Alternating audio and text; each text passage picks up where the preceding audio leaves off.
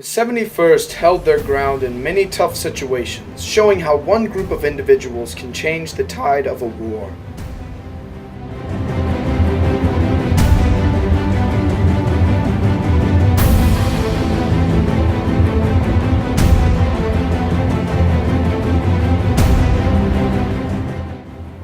The 71st Pennsylvania was an infantry that participated in the gruesome battles of the Civil War.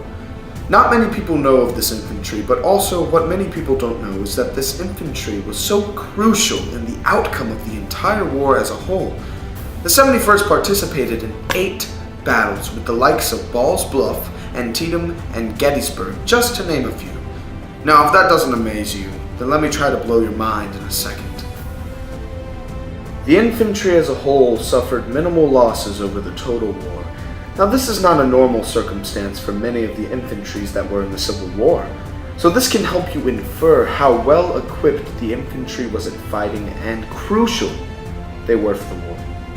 This is a picture of the Battle of Antietam. This battle was deep into the war, and many of the infantry was tired and broken down. This battle raged for 4 hours non-stop. The chaos that ensued was tragic and horrible at best. Many people were getting shot, brutally stabbed, and torn apart limb from limb.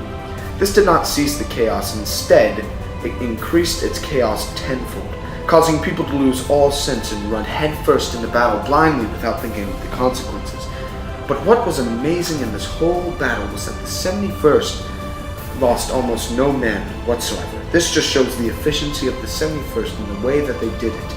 Many people find it hard and almost impossible that they did this without the loss of little to no men. This is the Battle of Fredericksburg.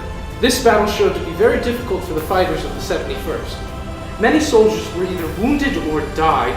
Many positions in the whole infantry, such as colonel, were filled with a replacement. However, this did not affect the 71st whatsoever. In fact, it might have made the infantry better overall. It caused them to become more of a tight-knit group and watch each other's backs like family. We don't have much of a record on the exact way that they treated each other, but it's safe to assume that it was much like a large band of brothers. Many of the soldiers were unequipped for battle, but that did not stop the infantry from participating throughout the war. One of the interesting factors about the 71st was that almost everyone was from New York, even though they called themselves the 71st Pennsylvania and the California Regiment. What is peculiar about that is that the different nicknames that were given to the 71st. Not many other infantries were given these nicknames. It just shows the way that the 71st was recognized and how they were hailed for their achievements. There was a great number of Union soldiers, whereas the Confederates were lacking the numbers to fight the Union. The Union Army had a great amount of artillery to use against the Confederates. The Union Army was located in a valley in a very open plot of land. The majority of soldiers on the Union side were riding horses into battle, whereas the Confederate army was located on top of a hill. The two armies were very far apart at first, but soon turned the cannon fire to close combat warfare. The battle was extremely open, so there was no way to have guerrilla warfare with one another. In another area of the battle, the Union were ordered to advance upon the Confederate army. In the evening, they were told to advance in the darkness toward the front line and creep up on them. They were forced to crawl upon their knees and hands so not to alert anyone of their presence. Early on the following morning, the Confederates opened on the regiment with their artillery, and the ambushed infantry picked off the men from their ranks. The Confederates kept up a constant fire for hours. The line that they were holding in the ambush area was soon made unusable. About 30 men fell before reaching the canal, which was found a short distance to the rear, and into which many of the men leaped for safety. They had to stay in that placement. The battalion's command was changed a great number of times during the battle, but soon the 71st was sent ahead as skirmishers in the dark. 2 escape routes were made after days of fighting. They had to withdraw from the campaign because of the lack of resources and men. This is one of the most successful battles for the 71st that they participated in. They were very necessary and essential to the success of the battle overall. The 71st really held their ground against the enemy. They consistently kept attacking the infantry non-stop. It also seemed that the infantry was trapped for the most part because there was no form of adequate transportation that was provided for them in case of a retreat. Soon the infantry was evacuated with the rest of the companies and were sent to West Point. This was a humiliating defeat for the Union, but soon the 71st was redeployed. We have finally arrived to the spot that you have all been waiting for with great anticipation. This battle was many days long and consisted of tiny little skirmishes between the Union and the Confederacy. As these battles progressed, they made their way to the battlefield of Gettysburg on the day of July 1st. Early the next morning, the firing commenced between the Union and the Confederates. This continued until around the middle of the afternoon. Then it resumed and didn't stop until after nightfall. The Battle of Gettysburg was bloody and vicious. Both sides were very evil in the tactics they used to try and win this decisive battle. The battle raged for 3 long and grueling days. Many of the soldiers of the 71st lost their lives, but they were not lost in vain. The battle was won decisively by the Union.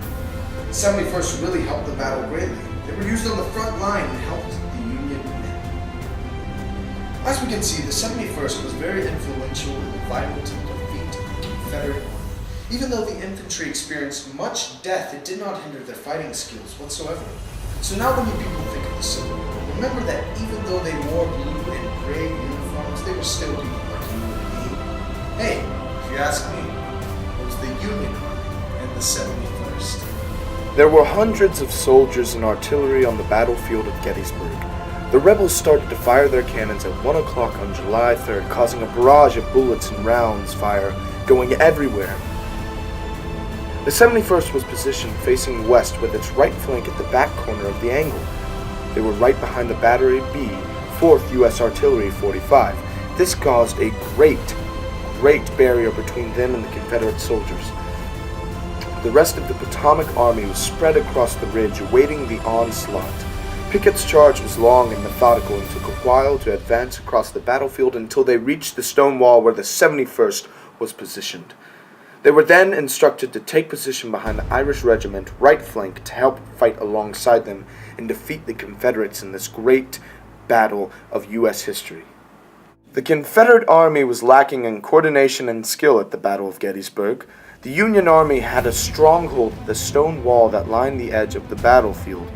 The Union soldiers were using all of their artillery, slaughtering hundreds of Confederates in the process. The Confederate Army was all beaten down, wearing a bunch of ragtag clothes that were mismatched and barely had enough ammo to fire one shot off. The Union Army started advancing on the left side of the flank of the battlefield. There were soldiers trying to drag their friends and fallen comrades toward the front. This really shows you the gruesome and bloodiness of this battle. Many of the Confederates were being shot, but still going because of the pride they had for the South and wanting to win the battle at all costs. The Confederate Army was losing a lot more men than the Union Army in this battle. There were a good majority of the 71st on the front line helping to load and fire the artillery. The casualties seemed to be great, leaving thousands, maybe hundreds of thousands of dead bodies.